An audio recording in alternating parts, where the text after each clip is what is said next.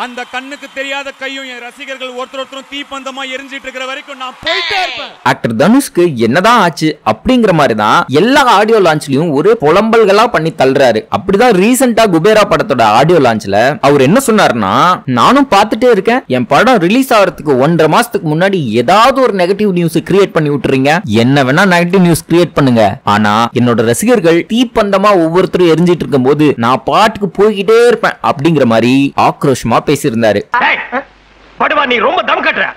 இதெல்லாம் பார்க்கும்போது இந்த சுஜித்ரா அக்கா அப்பப்ப தனுஷ் பத்தி ஏதாவது கண்டமேனி கொளறிக்கிட்டு இருக்கும் இல்லையா, அதை பத்தி தான் பேசுறாரோ அப்படின்னு நம்ம தோண்டிட்டு இருக்கும் போதுதான், தம்பிங்களா கொஞ்சம் தள்ளி போய் விளையாடுங்க ராஜா, தம்பிங்களா எந்த கேங்கா இருக்கும் அப்படிங்கிற எண்ணம் நமக்கு வர ஆரம்பிக்குது. யார்தான்டா அவரை வாழ விட மாட்டேங்கிறீங்க, ஏன்டா அப்படி டார்ச்சர் பண்றீங்க, பாவம்டா மனுஷன். ஒருவேளை புதுசா ஏதாவது ஹீரோயின் கூட நடிக்கிறார் அப்படிங்கிற நியூஸ் வந்த உடனே இந்த மீம்ஸ்ல எல்லாம் ஐயோ ஜாக்கிரதையா இருமா, இவங்கிட்ட கொஞ்சம் ஜாக்கிரதையா இரு அப்படி இப்படின்னு கண்டமேனிக் நியூஸ் கிரியேட் பண்றாங்களே, அவங்கள பத்தி சொல்லிருப்பாரோ.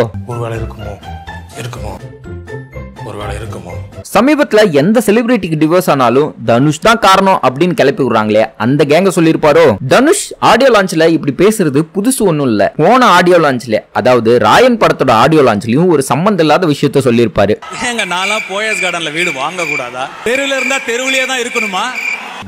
இதெல்லாம் யாரா உன்கிட்ட கேட்டா, யாரா போயஸ் கார்டன்ல வீடு வாங்கினதை பத்தி யார் நெகட்டிவா பேசினா, யாரு அதை பத்தி மீம் கிரியேட் பண்ணா, எதுவுமே நடக்கலையே, அதை பத்தி ஏன் பேசுறாரு, இதெல்லாம் ஏன்பா என்கிட்ட சொல்லிட்டு இருக்க அப்படிங்கிற மாதிரியான மீம்ஸ் தான் கிரியேட் பண்ணிட்டு இருந்தாங்க. பர்சனலா தனுஷ்க்கு ஏதோ வெளியே தெரியாத ப்ராப்ளம்ஸ் கிரியேட் பண்ணிட்டு இருக்காங்க, அது எல்லாத்தையும் மேடையில பொது வெளியில நடந்த மாதிரி பேசிட்டு இருக்காரோ அப்படிங்கிற மாதிரியான சிந்தனையும் வந்தது. எது எப்படியோ குபேரா படம் ரிலீஸ் ஆக போகுது. இந்த படம் தியேட்டர்ல நல்லா இல்லைன்னா கூட பரவாயில்ல, ஓடிடில ஓட்டியாச்சும் பாத்துறோம். அடுத்த ஆடியோ லான்ச்லயாவதும் இப்படி புலம்பாம டீசென்ட்டா அந்த படத்தை பத்தி மட்டும் பேசினா நல்லா இருக்கும். அதுக்கப்புறம் இன்னொரு விஷயம், உங்களோட ஸ்பீச்ல பாடி லாங்குவேஜ்ல உங்க மாமனாரோட வாடை ஹெவியா வீசுது, அதை கொஞ்சம் குறைச்சிக்கிட்டு தனுஷாவே பேசுனீங்கன்னா ரொம்ப நல்லா இருக்கும்.